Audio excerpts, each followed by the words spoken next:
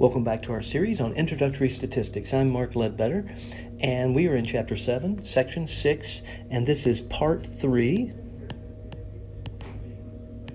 And so what we want to do here is we want to go over the sampling distribution for p hat.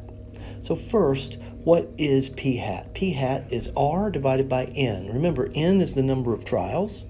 R is the number of outcomes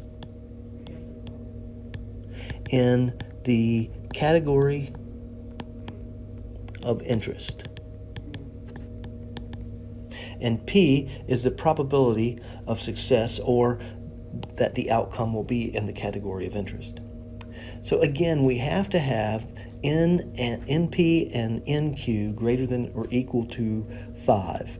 If that is the case, then we can find the sampling distribution for p hat in the following method. We're going to let mu of p hat equal to p, because that is the mean of this sampling distribution. And it turns out, we won't do a derivation, it turns out that the standard deviation of p hat is the square root of pq divided by n.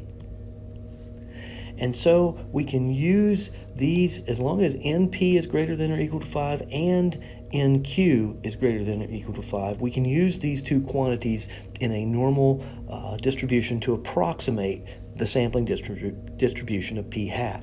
So let's use an example. The crime rate in the Capitol Hill neighborhood in Denver, Colorado is 111 victims per 1,000 residents. So this is over 10%. We randomly select n equals 50 residents. We want to know what's the probability P that a resident of this neighborhood will be the victim of a crime if they are randomly selected. And so we take P and set it equal to 111 divided by 1,000. And that gives us 0.111. Then Q is going to be 1 minus that, which is 0.889.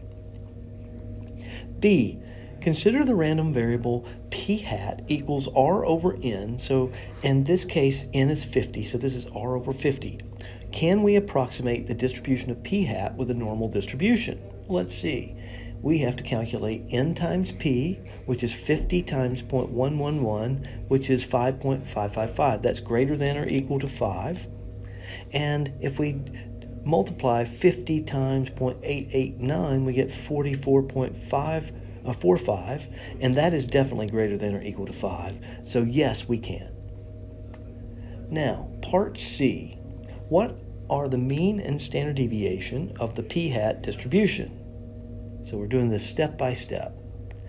So mu of p hat is just equal to p, or p hat if you will, which is 0.111. Sigma of p hat is going to be pq over n, take the square root. So we plug in p, we plug in 1 minus p, we plug in n, and then we get 0.04, and the 4s repeat. So we're going to round to 3 decimal places. 1, 2, 3. So we go to the 4th. This is not a 5 or higher, so we stick with the first 3 decimal places. So these are the mean and standard deviation of the p hat distribution. So that's it for this section. Please make sure you update your formula sheet. If you have questions, by all means, come to office hours or email me. I'm happy to help you with the content. Please take care of yourself and stay safe, because we hope to see you here next time.